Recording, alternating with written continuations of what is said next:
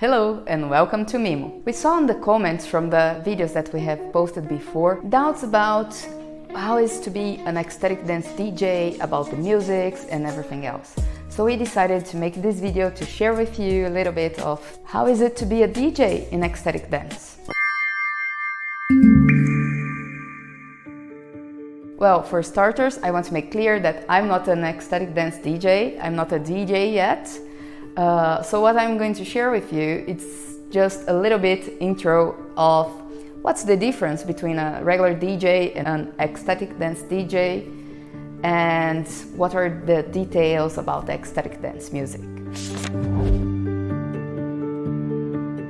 In ecstatic dance, you have a huge variety of songs that fits into the journey. So it's important to know how the music affects the emotions and the movement of the group, so you really create a journey, a wave that makes it the difference between conscious disco and ecstatic dance.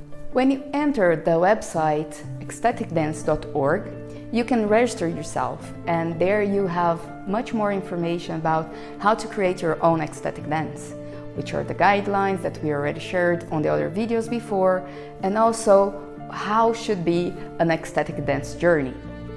And in this journey, you have 7 steps, 7 parts of different music that creates this wave that can bring people to deepen in their emotions and express themselves in so many different ways. The first part of the journey is the opening. And it's about those sacred sounds, those feelings of being the womb, of starting, and from there going to the awakening. The awakening is the second step of the ecstatic dance journey.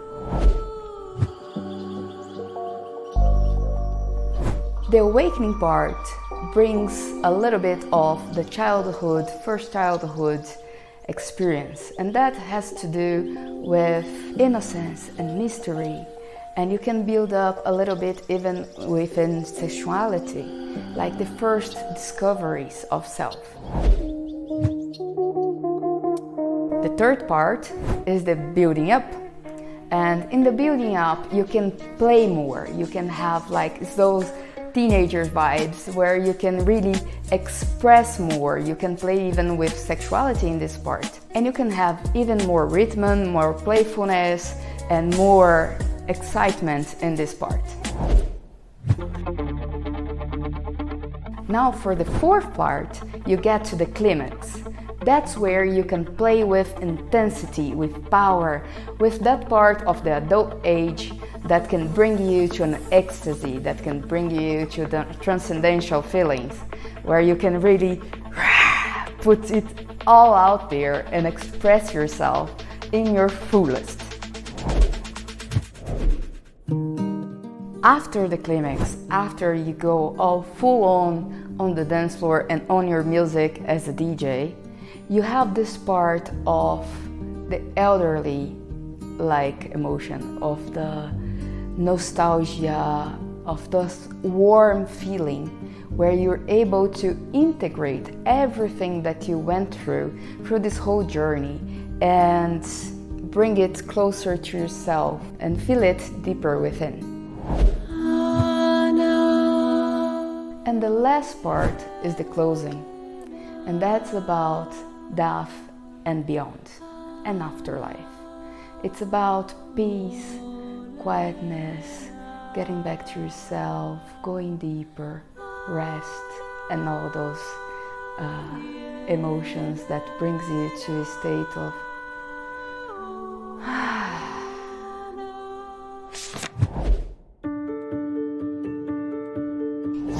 Usually the ecstatic dance comes in 2 waves. So you can design within this range of musics and beats how do you want to have your journey, how you want to split this journey into 2 waves. As you saw in the lettering before, there are certain beats within this music that fits to that range of phase of the journey. So for you to see how many beats the music has, it's kind of needed to have an ecstatic dance program where you can put on all your music, the music that you like, and see how many beats it has. And the DJ programs also help you to blend the musics together, to mix the music together. If you use the Spotify or other music platforms, you can have space between the music, and that can bring the participants to their minds. Like, okay, it stopped now, what comes next? Or whatever thought it comes up. So it's really important to have a smooth transition between musics, or when you're more experienced and you can play with the emptiness, you can play with big transitions and etc. But for starters, I would recommend the smooth transition. You can also use the iMovie or another movie platform that you can fade out one music while fading the other, and then they kind of mix together. It could be a start for you if you don't have the program yet, if you're deciding if you're going to invest in it, but well, then it's up to you to choose what works the best. And as you noticed, to build an ecstatic dance set, you need a big range of music of several different styles. And maybe one of these styles is not what you're used to. So how to know more music about that style? So what I would recommend for that is that you build in Spotify playlists with each separate kind of music. Then the Spotify will advise you more music of that style, and then you can hear and feel what would feel best in your set. You can also allow yourself to experiment different places, different people, different kinds of party, that you can expand your range of experiences and also of music that you like. And when you hear something that you really like, you can use an app like Shazam to identify which music is that. I only ask you not to use Shazam during an ecstatic dance set because it can be very disturbing to have a cell phone on the field. It can cut your journey because you're not connected to you anymore, you're already connected to what you want to build, what's outside and such. Just kindly ask or talk to the DJ in the end, what was that music that you really like, and there you can also build connections. If you want to know more about how to become a DJ and more technical information about that, I will share on the link below a course that's really great that you can improve your technique or start from zero. If you're already a DJ, you can also ask for a mentoring from one of the DJs that I will mention also on the description below. If you have any doubts about how to become an ecstatic dance DJ or more information that you need about that, you can put on the comments below, and if I don't know the answer, I'll find a great DJ to answer it for you and to post it here with me.